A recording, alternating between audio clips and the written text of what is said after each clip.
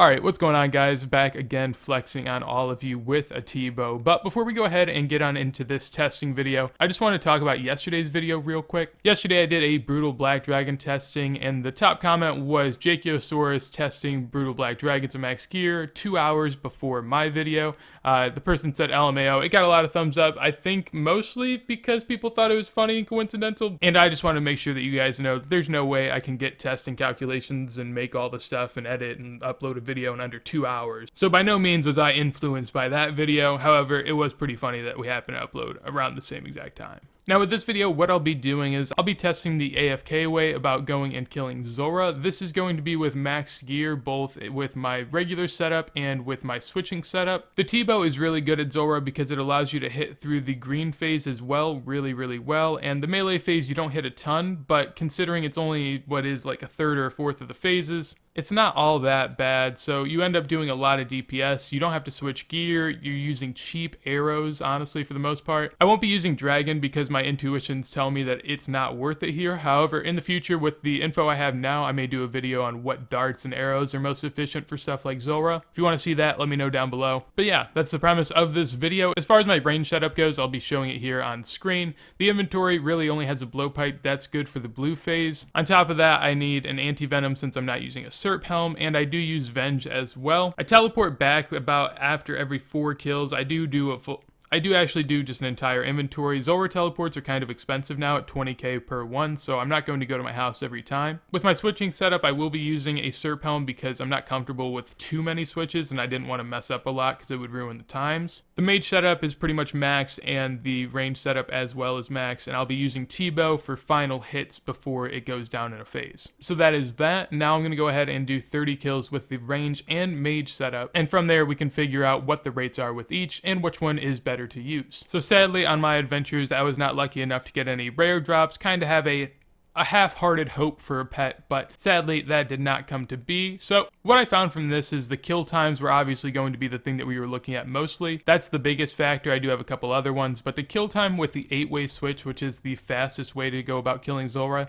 is about 2 minutes per kill on average. Now keep in mind this includes banking time, looting time, and the time it takes to actually run there. The kill time itself was closer to 1 minute and 35 seconds if you care more about that. From there we can figure out the kills per hour. Obviously here, since it's 2 minutes a kill, pretty easy, just a straight 30 kills per hour with the max switching setup. And then we have what is the loot per hour. Now this goes off of an assumption of 180k per kill. This loot assumption comes from Scape's video. If you guys want to, feel free to check it out below in the description. I'll have a link to his video where he tested a ton of Zulrah, and I adjusted the average from then to what's more around the average for now because Zulrah scales have gone up a lot. Overall, the loot per hour that you end up getting is about 5.4 mil. Keep in mind this does average out your actual like rare drops, so all of those drops are also averaged in, which come out to I think close to 40k per kill, which is pretty significant.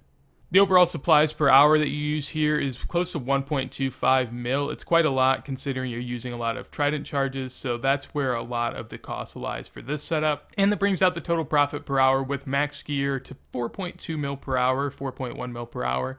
Honestly, it's something that's really good. It's been going up lately because scales have been going up. This used to be closer to like 3.3, 3.5, somewhere in there. And the way I see it, it will continue to go up because scales are something that's so vital in the game that no matter what the best method is, it's probably going to require scales, so naturally Zulrah will scale up with other methods. That's why if something like raids is 10 mil an hour, something like Zulrah is going to go up because you need scales there. So that's the total profit per hour with the 8-way switch. Moving on to the AFK Tbow method, the average kill time is actually only 5 seconds longer at 2 minutes and 5 seconds.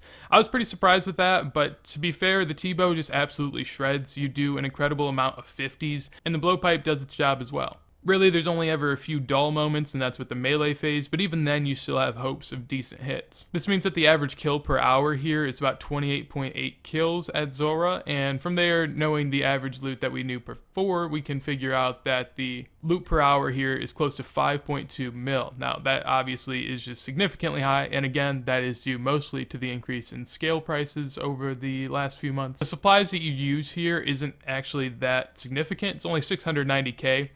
The reason I have the 480k there in quotations, I didn't explain this earlier, is that's the base in supplies that you'll be using like sharks, potions, and stuff like scales and trident charges are in the miscellaneous, which is what I add on. So here you're only really using some darts, some scales, and amethyst arrows. So with all that factored in, the AFK method of Zulrah actually comes in about 4.5 mil per hour, which was honestly surprising to me.